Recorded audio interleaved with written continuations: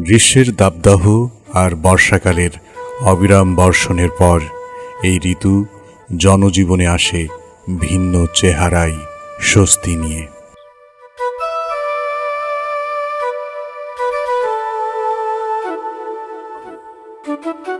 প্রকৃতি হয়ে ওঠে স্নিগ্ধ ও মনোরম।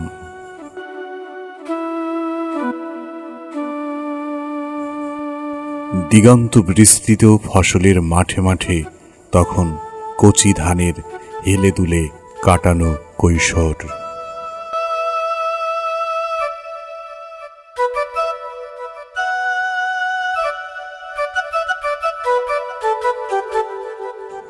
এমন সবুজের সমারোহে কবিমন গেয়ে ওঠে, আজি ধানের খেতে রৌদ্র ছায়ায় লুকোচুরি খেলা রে ভাই, লুকোচুরি খেলা।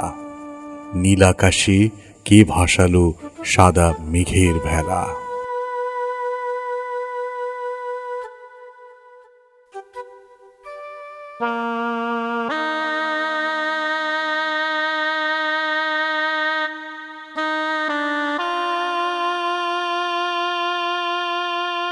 শরতের রূপটাই এমন, যে রূপে সাধারণের মনটাও ভাবাবেগে আপ্লুত হয়ে ওঠে।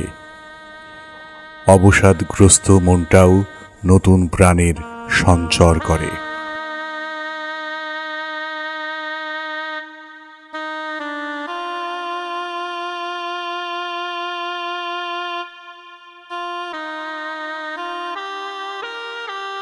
শান্ত দিঘির স্বচ্ছ জলে মেঘবালিকার দল যেন স্থিরভাবে স্নানে মগ্ন।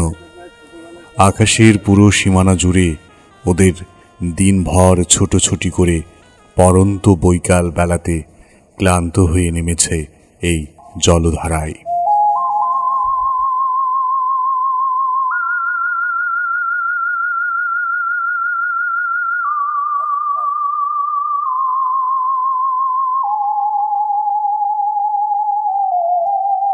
চুয়াডাঙ্গা জেলার সীমান্ত ঘেঁষেই কোটচাঁদপুর উপজেলার সাবদারপুর ইউনিয়ন। এই ইউনিয়নের বুক চিরে বয়ে গেছে জয়দিয়ার জলরাশি।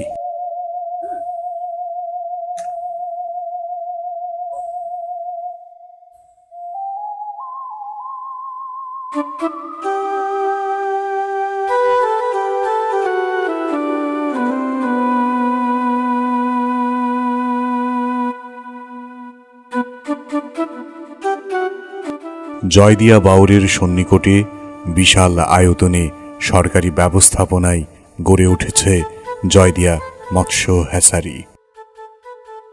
সারিবদ্ধভাবে কাটা 7টি পুকুর। পুকুরের শান্ত জলে মাঝে মধ্যেই মাছের নড়ে ওঠা, কখনো বা আহার করার জন্য সেই জলে মাছরাঙা পাখিদের ছোমারার দৃশ্য, সবকিছু ছাপিয়ে এই জায়গার নৈসর্গিক প্রকৃতি ভ্রমণ পিপাসুদের চক্ষু শীতল প্রশান্তি দেয়।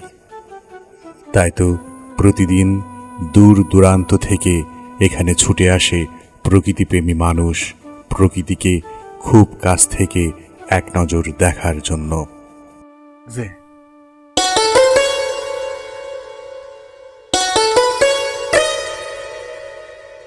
কাল্পনিক দৃশ্যের 7 ভাই চম্পার মতোই যেন এই 7 পুকুর, তার পাশে বিশাল আয়তনে প্রাকৃতিক তৃষ্ণা নিবারণের জন্য দাঁড়িয়ে থাকা জয়দিয়া যেন চম্পাবতী। জয়দিয়া মৎস্য হ্যাচারির প্রথম ইউনিট এটি।